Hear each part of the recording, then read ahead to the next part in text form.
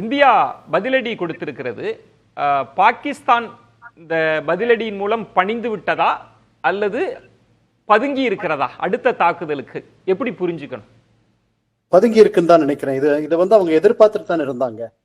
அதனால இன்னும் நாம காத்திருக்கணும் அவங்களுடைய பதிலடி எப்படி இருக்கும்ட்டு. கண்டிப்பா இதற்கு அவர்கள் ஒரு பதிலடியை தயார் நிலையில் தயார் செய்து வைத்திருப்பார்கள். அவர்களே சொல்லியிருக்காங்க, அவங்க தேர்ந்தெடுக்கிற நேரத்துல அவர்கள் நினைக்கும் பொழுது, அவர்களுக்கு ஏதுவாக இருக்கும் பொழுது இந்த பதிலடி நடக்கும் அப்படின்னு அவங்க சொல்லியிருக்காங்க. நாம எப்படி 2 வாரத்துக்கு பிறகு தேர்ந்தெடுத்து நமக்கு உகந்த ஒரு நேரத்தை தேர்ந்தெடுத்து அதற்கான தயாரிப்பு ஆயத்தங்கள் எல்லாம் பண்ணிட்டு இதை பண்ணியிருக்கோமோ, ரொம்ப யோசித்து ரொம்ப தயார் செய்து இது நான் எஸ்கலேட்டரி, அதாவது இதனால பின்னாடி ஒரு பெரிய ஏற்றம் வந்துடக்கூடாது, 2 தரப்புலையும் பிரச்சனைகள் இதனால கூடிடக்கூடாது, ஒரு முழு நிலை போர் என்பதை தவிர்க்கக்கூடிய மனநிலையில் தான் இந்தியா இருக்கு. அதனாலதான் அந்த மாதிரியான வாசகங்கள்லாம் அதை சொல்லியிருக்கு. இதை நம்ம பொறுத்திருந்தான் பார்க்கணும் பாகிஸ்தான் எப்படி பண்ணுன்ட்டு. இதற்கு முந்தைய தாக்குதல்களுக்கும் இதற்கும் என்ன வித்தியாசம்ட்டு நான் தெரிஞ்சுக்கிறேன்னா, தாக்கிய இடங்களுடைய எண்ணிக்கை, அதற்கப்புறம் பஞ்சாப் உள்ளேயே போய் அடிச்சது, இது இதற்கு முன்னாடி நம்ம பண்ண தாக்குதல்கள்ல இல்லாத ஒரு செய்தி.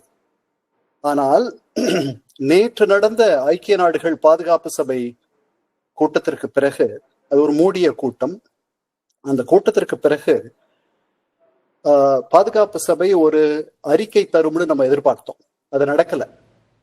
அதாவது இந்த வார் அகைன்ஸ்ட் டெரர் முதல்ல அந்த ஒரு போராக நடத்துவது என்பது ஒரு பெரும் சிக்கல். அதற்கப்புறம் உலக நாடுகளுடைய நல்லாதரவையும் அவர்களுடைய ஆசையையும் பேணுவது என்பது இன்னொரு சிக்கல். இது 2 தளப்போர். 9/11 நடந்து கிட்டத்தட்ட 20 வருஷத்துக்கு மேல ஆயிடுது. அதனால பயங்கரவாதம் என்பது நம்ம கண் முன்னாடி இருக்கிற ஒரு பிரச்சனையாக முன்பிருந்தது போல் இல்லை. இதெல்லாம் இந்தியாவுக்குள்ள பிரச்சனை. 5 நாடுகள், நட்பு நாடுகள், நேச நாடுகளை, அல்லது நாம முக்கியமான நாடுகளா கருதுற 5 நாடுகளுக்கு அவங்களை அழைச்சு நாம ஏன் இதை பண்ணோன்ட்டு விளக்க வேண்டிய நிலையில் தான் நம்முடைய வளர்ச்சியும் நம்முடைய பிராந்திய அந்தஸ்தும் இருக்கு. அடுத்தடுத்து சர்வதேச சமூகங்கள், அண்டை நாடுகளினுடைய ஆதரவை பெறுவதற்கான ராஜ ரீதியான முயற்சிகள் இருக்கலான்றது ஒண்ணு. இப்போ பாகிஸ்தான் அப்படின்றது பொருளாதாரத்திலும் நலிவடைந்து இருக்கிறது. இந்தியாவினுடைய பலம் என்ன அப்படின்றதும் தெரியும். இந்த காஷ்மீர் தாக்குதலுக்கு பின்னணியில் பாகிஸ்தான் இருக்கிறது என்ற உளவுத்துறை அதிகாரிகள் அவங்க சொல்றாங்க, எங்கள்கிட்ட ஆதாரங்கள்லாம் இருக்கு அப்படின்றப்ப பதிலடி கொடுக்கிற இடத்துக்கு நகருமா? அது பாகிஸ்தானுக்கு இன்னும் பெரிய சிக்கலை ஏற்படுத்திடாதா? இல்ல, நடக்காது. எப்படி இந்த அரசுக்கு ஒரு பெரிய அழுத்தம் இருந்துச்சோ, மக்கள் மத்தியில ஒரு பெரிய கொந்தளிப்பு இருந்துச்சோ, இதை பண்ணியே தீரணும் அப்படின்ற ஒரு நிலையில இந்த அரசு தள்ளப்பட்டுச்சோ, அதை விட அதிகமான ஒரு அழுத்தம் அங்க இருக்கு. அப்புறம் அவர்களுடைய ராணுவம் நம்முடைய ராணுவம் மாதிரி கிடையாது. அது ஒரு ஜனநாயக ராணுவத்தை அவங்க வச்சிருக்காங்கன்னு சொல்ல முடியாது. ராணுவம் தான் அங்க பலம் பொருந்திய ஒரு அமைப்பு. அந்த அமைப்பு இத அவர்களுடைய சுயமரியாதை பிரச்சனையாக பார்க்கும். இதை எப்படி அவர்கள் பதிலடி கொடுக்காம அவர்கள் அமைதியாக இருந்தா இது ஒரு பெரிய டிப்ளமசி அப்படின்ட்டு அவங்கள பத்தி பேச போறாங்களா? கிடையாது. அவர்கள் இழப்பதற்கு பெரிதாக ஒன்றும் இல்லை. நீங்க சொன்ன மாதிரி அவர்கள் IMF உடைய கடன் வாங்கியிருக்காங்க. அவர்களுடைய பொருளாதார நிலைமை ஏற்கனவே சீர்கெட்டு இருக்கு. இதுக்கு மேல என்ன நடந்துற போகுது? ஏற்கனவே பள்ளத்துலதான் இருக்காங்க. அதனால அந்த அழுத்தத்துக்கு அவர்கள் அதற்கு ஒரு மரியாதை கொடுக்க வேண்டிய ஒரு நிலையில இருக்காங்க. ராணுவம் கண்டிப்பாக, பொதுமக்கள் எப்படி நினைக்கிறாங்களோ இல்லையோ, ராணுவம் கண்டிப்பாக அந்த மாதிரி ஒரு முடிவுக்கு வரும். பிரதமர் கூட இதுல கூடுதலாக அண்மை செய்தியை பார்க்கிற போது ராணுவத்திற்கு நாங்கள் முழு சுதந்திரத்தை வழங்கிட்டோம் அப்படின்னு பாகிஸ்தான் பிரதமர் பேசியிருப்பதையும் எப்படி புரிஞ்சு? அவர் என்ன வழங்க வேண்டியிருக்கு சுதந்திரம்? அவர் அந்த நிலையில எல்லாம் இல்ல. அவங்க என்ன வேணாலும் எப்ப வேணாலும் நினைச்சதை பண்ணலாம். அவங்க ரொம்ப சுதந்திரமா இயங்குறவங்க தான். நமக்கு தான் தெரியுமே அவங்கள பத்தி. அதனால அதுதான் அவங்களுக்கும் நமக்கு இருக்க பெரிய வித்தியாசம். அதனால அவர் ஒண்ணும் சுதந்திரம் அவர் என்ன சொல்றாரு, அதாவது ஒருத்தர் நம்ம வீட்டுல ஆக்கிரமிச்சிட்டாரு, நான் அவருக்கு தாராளமா இங்க இருக்கிறதுக்கு இடம் கொடுத்திருக்கேன்னு அவர் சொல்ற மாதிரி இருக்கு. அவரை வெளியே அனுப்ப முடியாது. அது மாதிரி அது பாகிஸ்தான் அரசியல் புரிந்தவர்களுக்கு பல காலம் அது தெரியும். ராணுவம் அது எங்க எப்படி பிடியில வச்சிருக்குன்னு. இப்போ ஒரு ஜனநாயக நாட்டில் ஒரு மக்களினுடைய ஆவேசம், கொந்தளிப்பு இருக்கு அப்படின்னா அதுக்கு ஒரு ராணுவ நடவடிக்கை எடுக்க வேண்டிய ஒரு அழுத்தம் அரசியல் கட்சிகளுக்கோ அரசுகளுக்கோ இருக்கலாம். இப்போ பாகிஸ்தான்ல ஒரு கொந்தளிப்பு இருக்கு அப்படின்னா அதற்காக ராணுவம் செயல்பட முடியுமா? ஏன்னா அது மக்களோட ஆதரவு அப்படின்னு ஒண்ணு அவசியம் இல்லை. அப்படி எப்படி புரிஞ்சுக்கிறது அந்த அரசியல்? அங்க ராணுவம் ஜனநாயக முறையில தேர்ந்தெடுக்கப்படுற ஒரு அமைப்பு கிடையாது. அவர்களுக்கு அந்த அழுத்தம் என்பது முக்கியம் அல்ல. ஆனால் பாகிஸ்தானில் ராணுவம் என்பது அவர்களுடைய சமூக பொருளாதார அமைப்புகளில் ஊடுருவிய ஒன்று. பாகிஸ்தானுடைய ஒரு 100 குடும்பங்கள்ல ஒரு குடும்பத்தினர் பாகிஸ்தானுடைய ராணுவத்துல வேலையில இருப்பாங்க. அந்த ஒருத்தர் ஒரு 10 குடும்பத்தை தாங்குவார். அதற்கு பிறகு அந்த ராணுவம், நம்முடைய ராணுவ அமைப்பும் அவர்களுடைய ராணுவ அமைப்பும் வேற. அது ஒரு பெரிய கெரியர்.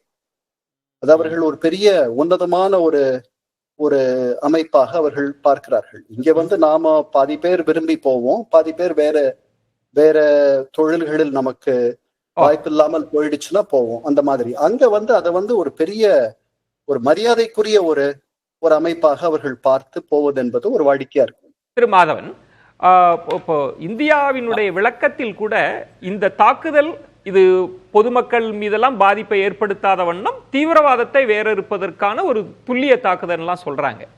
ஆனா பாகிஸ்தான் இந்த எல்லை தாண்டிய தாக்குதல், இப்ப கண்ணன் அவர்கள் சுட்டிக்காட்டியது மாதிரி அதை பாகிஸ்தான் எப்படி எடுத்துக்கொள்ளும்ன்றது ஒன்று. இன்னொன்று, இந்தியா விரும்பலாம் இதற்கு மேல் அடுத்த கட்ட நகராம இருக்கணும், போர் வேண்டான்னு கூட நினைக்கலாம். ஆனால் கண்ணன் அவர்கள் சுட்டிக்காட்டியது மாதிரி அங்கு எல்லாமே இழந்தாகி விட்டது, இழப்பதற்கு ஒன்றும் இல்லை. அவர்கள் பதிலடி கொடுக்க மாட்டாங்கன்னு நம்ம எப்படி யோசிக்க முடியும்? அப்படின்ற ஒரு புள்ளி இருக்கு. அது கரெக்ட்.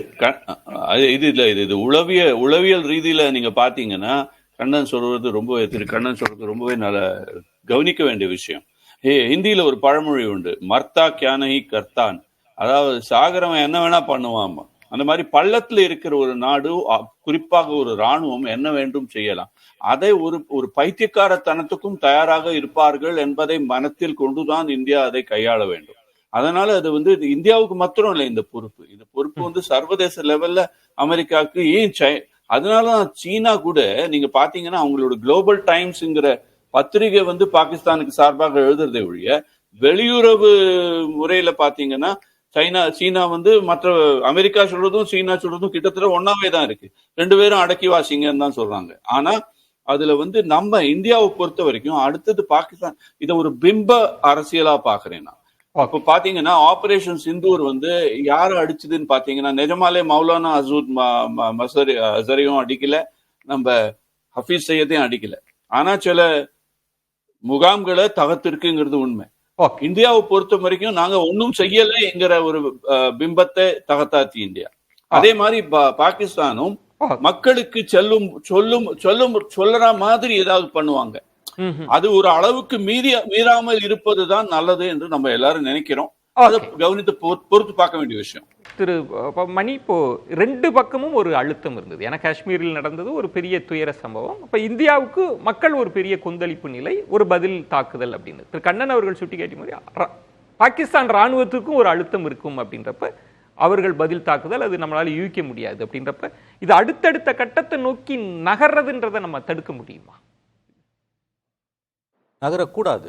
இதற்கான ஒரு பதிலடியோடு அது நிற்குது, அதுக்கு பிறகு இந்தியா பதிலடி கொடுக்காம இருக்குன்னா அந்த அளவில் அது நல்லதுதான். ஒரு முழு அளவிலான யுத்தம்னு சொல்கிறோம் இல்லையா, ஃபுல் ஃப்ளெஜ்டு வார்ன்றோம், அதெல்லாம் நினைத்து கூட பார்க்க முடியாது. அப்படிலாம் நீங்கள் இந்த பிரச்சனைக்கு தீர்வு காணவும் முடியாது. ஏன்னா பாகிஸ்தான் ரொம்ப தெளிவாக சொல்கிறேன்னா இட்ஸ் அ ஃபெயில்டு ஸ்டேட். நம்ம மாதிரி 2 நாடுகளும் ஒரே நேரத்தில் விடுதலை அடைஞ்சாலும் பாகிஸ்தான் இன்னைக்கு என்ன நிலைமையில் இருக்குது, நம்ம என்ன நிலைமையில் இருக்குன்றது தெரியும். எத்தனையோ பெயில் அவுட் பேக்கேஜஸ் IMF கொடுத்த பிறகு அவங்களால மேலே வர முடியல. இன்னைக்கு ஒரு கண்ணன் சொன்னது ரொம்ப முக்கியமான பாயிண்ட். ஐக்கிய நாடுகள் மன்றத்தில் க்ளோஸ் டோர் மீட்டிங்கில் முடிவுகள் எடுக்கப்படலை. நம்ம அதை கன்வின்ஸ் பண்ணாமல் சர்வதேச சமூகத்தோட சம்மதத்தையும் அவர்களுடைய அங்கீகாரத்தையும் பெறாமல் தொடர்ச்சியாக இராணுவ நடவடிக்கைகளை மேற்கொள்வது இந்தியாவுக்கு மிகப்பெரிய பின்னடைவைத்தான் ஏற்படுத்தும். இது விவரம் அறிந்தவர்களுக்கு புரியும்.